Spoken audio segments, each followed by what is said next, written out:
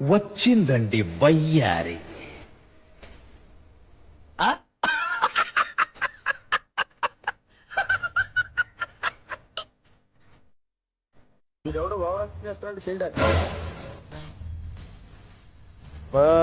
Your thinking.